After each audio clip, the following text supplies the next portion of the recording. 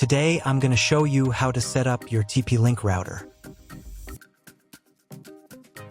And before starting, if this video helps, please support me. I donate half of all donations to shelters. You can find more details in the description below. So the first thing that you will need to do is to turn on your router. Take the power adapter. Plug one end of the power adapter into an outlet and the other into the router.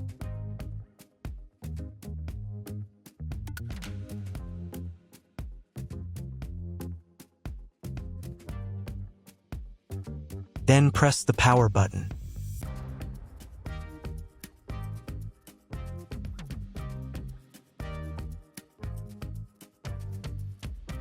When the router is turned on, the power indicator will be lit. It may take a few minutes for it to completely turn on. Next, plug the cable from your internet service provider or from your modem into a special internet port. This port is usually labeled as Internet, and usually it has a different color. Each cable should be inserted until it snaps into place. Now you need to restore the router to its factory settings. Hold down the reset button on the router for 10 seconds. Wait until the indicator lights on the router start flashing. At times, this button is found inside the router casing to prevent it from being pressed by mistake. In this case, use a slim object to press it down.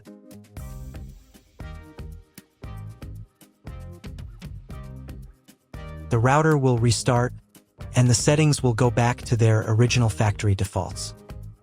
Plug one end of the Ethernet cable provided with the router into one of the LAN ports.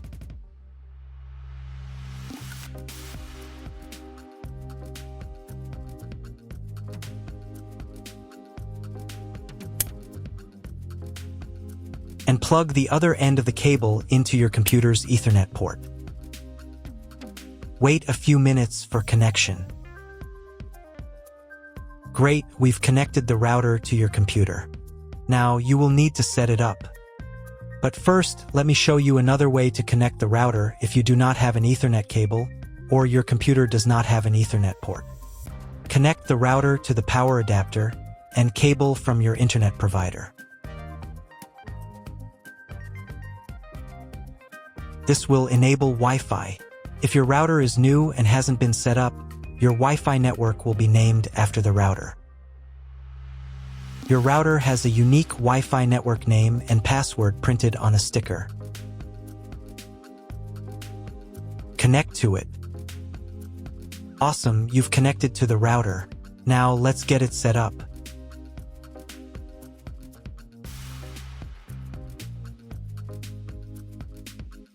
First, open your web browser and visit the URL you see on the screen. Use the URL bar instead of the search bar.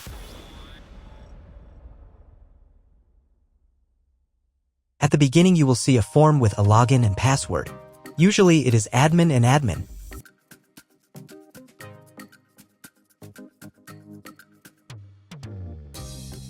If these credentials are wrong, then find label on your router. The credentials are often printed on the bottom of the device.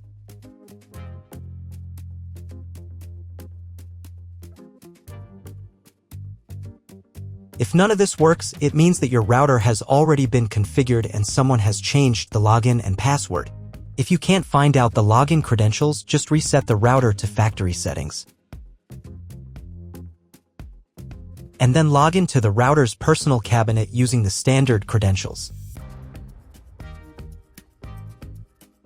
If your router settings do not look like mine, it means that your router has a different firmware. I made a video for every firmware type. You can find all the links in the description down below. I want to warn you right away that there are many firmware versions and they may differ slightly. But don't worry, you will succeed, just watch the video and follow the instructions. First, you need to create a username and password for your personal account. Some firmware versions might skip this step, but if the form appears, fill in all the details and make sure to remember them. Or better yet, write them down somewhere safe.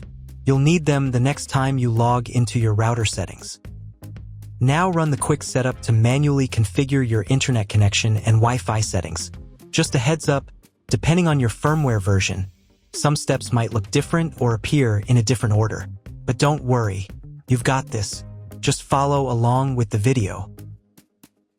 On the first screen, select your time zone.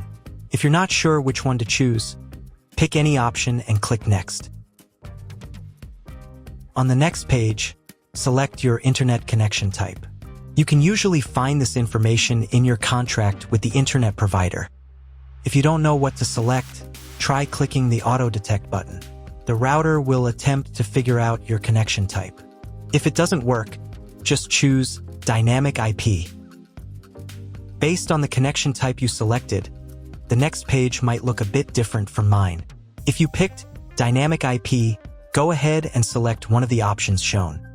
If your internet provider gives access only to a specific MAC address, you'll need to clone the MAC address of your main computer. If you're not sure, just choose Do Not Clone MAC Address. In most cases, cloning it isn't necessary. But if you still can't connect to the internet after the quick setup, try running it again, and this time, clone the MAC address. On the next page, set a name and password for your Wi-Fi network. You'll see one or more available Wi-Fi bands. If you see multiple options, enable them all and set a name and password for each one. Once you've entered the credentials, click the Next button. Now you'll see a summary of all the settings you've just entered. Click the Save button and wait while the settings are applied. If you were connected to the router using Wi-Fi, you'll need to reconnect to the updated network. Click the Next button. Nice job! You've completed the quick setup. Now press the Test Internet Connection button. If it's failed, double-check that all the cables are connected correctly. Then try rebooting your router. Click the reboot icon in the top right corner. After the reboot, wait a few minutes. Sometimes the changes take a bit to apply and the internet will come back. If after all that you still don't have internet, open the Basic tab. Then click Internet. And then choose Clone MAC Address. Save the settings. Reboot your router again.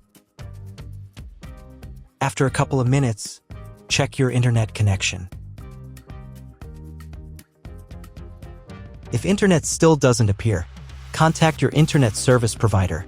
He will tell you what type of connection you have and what other settings you need to do.